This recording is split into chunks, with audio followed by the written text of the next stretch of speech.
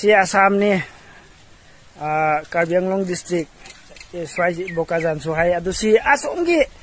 असिना सोमदना मैतै तारे अदुगा सोम नकन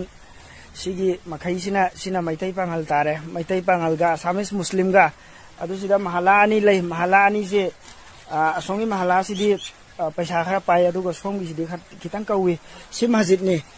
मस्जिद से लमजी लमबुदी चावेबा अदु बाबाय म्याम बना वक फतौबनी सिगी मस्जिद से लमबुदी चावबदु मीदो पैसा याम पाइनादबनिना मस्जिद से दुम सिगी फिरमदनि हजिक लैदिसे सिने मस्जिद से याद्रे अदगी पुरा सुनेमे नोंग चुबदगा सि नुंगाइत्रेना खरा सेंगबा सागतले मस्जिद से अदु सि सेंगबा सागतपसिदा सोमम खुंद लैबा मैतै इचिनिनाउ सिंसे म्याम लागा मतेंग याम पांगबियबा आदि पैसा लौबै लौदोबै तौरगा दम मोइसे अस नुंगाइ याम नुंसिनना लै अदु मो हौजिकुदि मोइसे जाखरे साबगी मोइसे खरा सेम सादना सेंदिरि सिदगी पांगान सिंसि चलगा मोइ मंदिर साब खपा कइग्रा मोइगे लाइसेंस साब खपदो मोइसे पागे अदु सिगिसे सिनि माजिकि फिबम जिसि सि पुरा नियमे बसि मख कइजे अदुगा सि इमाम गी लेफम गजि सि याद्रेबा सि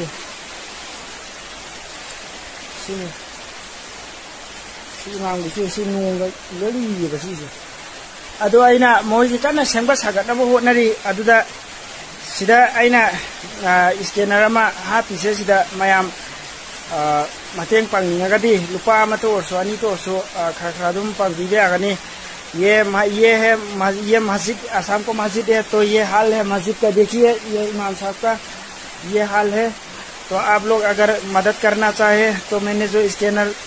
डाला है उस पर थोड़ा थोड़ा 1 रुपया हो 2 रुपया हो मदद कीजिए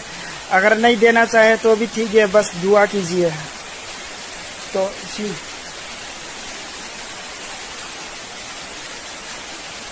नहीं देने से भी चलेगा कोई बात नहीं सिर्फ दुआ कीजिए दुआ हापसो हात्रसो दुम दुआ फौदी तौबे आइद्रा अदो सि फिबम सिनि सि नोंग हौजिक नोंग सि तारे खरा अदु नोंग तारपगा दिगम को पूरा सि यारो सि फिबम सि लेबसि इमाम साहब से सक्सा हिमाले मयाम की मतेंग दगी मखोय मस्जिद से हौजिक खरा सेंबट पा हौजरे आइना ममांगी द सेम के वीडियो दो अदुदा अदुम मयामना पैसा सो अदुम खर खर हापि रखी दिल्ली दगी सो हाबई आसाम दगी सो हाबई त्रिपुरा दगी सो हाबई मणिपुर दगी सो हाबई मंगा हाबक यावी लुपा हाबक यावी लुपा अनि हाबक यावी चाम हाबक सो यावी अदो आइना ngaiदी मुस्लिम नतबा नॉन मुस्लिम सो हाबक यावेबा आसाम दगी गसे नॉन मुस्लिम सो हाबक यावेबा अदो मखोय खुदिंग मक्तु सो अल्लाहना अफबो हेलसनो अदो स्कैनर से सेक्रेटरी की हाप के तौबनेबा अदुदा सेक्रेटरी प्रेसिडेंट से मथौ यम चिनबदगी मखोय से सिल्लने न कन्न तौरी मोय अदवाई की ओइना हापनेना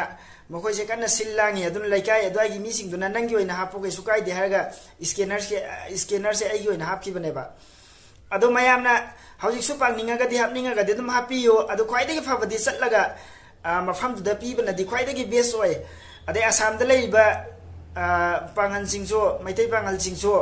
अदुम सुखाजान द चंगसलगा अदुम पांगबियो सिदा कापगी महत्ता सिदा हाबक महत्ता अदो चलगा पीबना दि ख्वाइदगी बेस्ट नि